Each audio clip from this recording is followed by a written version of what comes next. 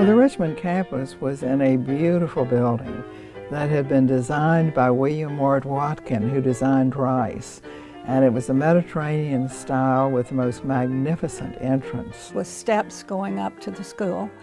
And when you went in immediately, Ms. Kinkaid's office was to the left, and the main office where you checked in and so on was at the right. And then you either went right or left into the classrooms, and the younger children were to the left and the older ones to the right.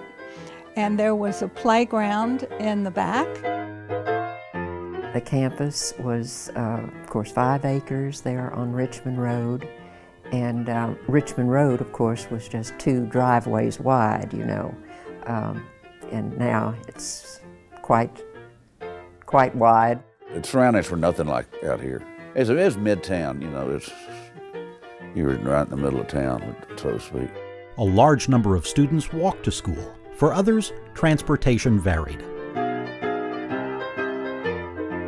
During World War II, yes, things were different because one, the Kinkaid bus was begun and our parents couldn't drive us to school because of rationing. The school provided the bus and it went by different friends' houses, one after another. We didn't have 610 or any freeways to speak of, so my dad had all the shortcuts to the old Kinkaid school, you know, over on Richmond and Graustark.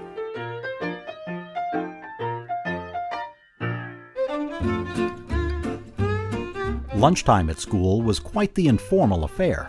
But I think of the days that we were there in lower school, the Circle Drive on the end of the building, Graustark end of the building, we were out there with our lunch bags, our brown bags and our lunch kits, having our lunch. In high school, there was a door off of the hall. The steps were there, wide steps, and we would sit there and have our lunch. Weather permitting and at your desk if it rained. We ate in what was called the shelter house, open on the sides, and it had a roof. But that was about as close to a formal dining room that I think we ever had on the Richmond campus. Climate control at Richmond campus was a foreign concept. Oh, definitely no air conditioning. It was hot. The architect built the buildings for, you know, no air conditioning, and they had high ceilings. It had big windows, and you could have cross ventilation across the hall because there was no air conditioning at that time. So that school started rather early, and everybody was home by 3 o'clock because it was pretty hot after that. Kinkaid School in the early and mid-20th century was much smaller. The classes were, of course, a whole lot smaller. You can see the picture of the senior class back then, and, you know, probably 12 people or something. Mostly girls, very few boys. The Richmond campus was not that large. And toward the end of my high school, there was a separate high school building that was built. And later on, there was a gymnasium built in the back, and there's where we had theater productions as well as basketball games.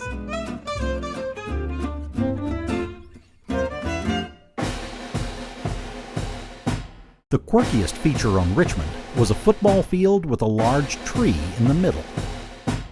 Kinkaid played 2 or 3 seasons of football, passing around the tree, having the balls get caught in the branches, having squirrels chirp at the runners as they went by. It was terrible, and everybody laughed at us, and of course, being the laughing stock was something football coaches don't like very well.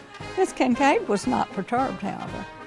But one weekend, the football coach got Jerome, who was the head janitor, Jerome and some of his friends, and the football coach went to Kinkaid and they chopped the tree down and did away with the stump. So the coach sat in his office all morning had his things packed up because knew he was going to be fired. He waited for the summons from Ms. Kinkaid, which never came. Friday night there was a football game. Mrs. Kinkaid came and stood by the bench as she often did. She did not mention the tree. If anyone mentioned it to Ms. Kinkaid, she didn't acknowledge it. And from that day until the day she died, as far as I know, she never mentioned the tree at all.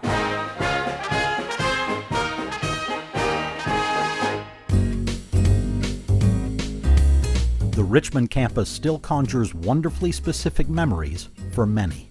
Students were asked to volunteer to hold the door open for the students coming in, and it was considered quite an honor to do that. I think my most compelling and to this day enjoyable memory is why gardenias are my favorite smelling flower. Back in the 40s, graduation was, first of all, attended by the entire student body, not just by the seniors and family and friends. In the ceremony, the senior class walked through arches that were made with ivy, and in the ivy were entwined gardenia blossoms. As a result, the entire campus smelled like gardenias, and it was really a very, very wonderful smell. And it's my favorite because that meant summer vacation started the next day. I, to this day, will stop and smell a gardenia and think about Kinkaid graduation. Eventually, it became necessary to relocate the school. The school on Richmond had simply outgrown itself. They had many more applications than they could take, and Ms. Kinkaid did not think it was a good thing or a necessary thing to be elite. She wanted to take as many qualified students as she could, and the school was too small. We just accepted it the way it was. I liked being there, but then when we came to this new fancy building, you know, we realized how much we'd been missing. It was so much nicer and, you know, better lockers and things like that. Of course, the old campus fit the school at the time, and we were very, very fortunate to get the property that we did to create the new campus, I think. With the enlargement of the school, naturally you would have to have more area to accommodate. This campus feels more elegant and more complete, and finer equipment and all that. Aside from the main building that was architecturally very nice looking, it was pretty rudimentary, as a matter of fact, as I look back on it. There was not really, when I got there, a library. There were places books would be in the study hall on the side and in other classrooms, but there was no library. We did not get a full library until the building just after the war was built, the high school building. We did a great deal with not much at times.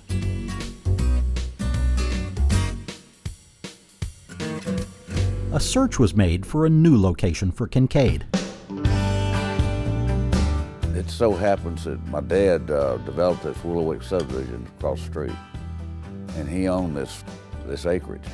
And originally the school had chosen a site that Rice owned, where the old Houston Post building is, Chronicle building now, right there at the Loop in 59. And they announced the freeway, and he said, "Look, y'all don't want to be there."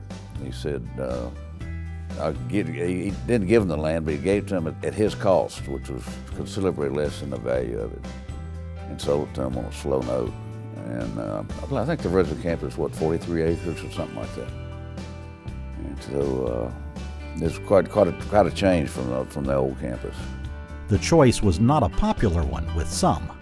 And when it came out in the newspaper sort of before it should have, that the track that they had settled on was out here.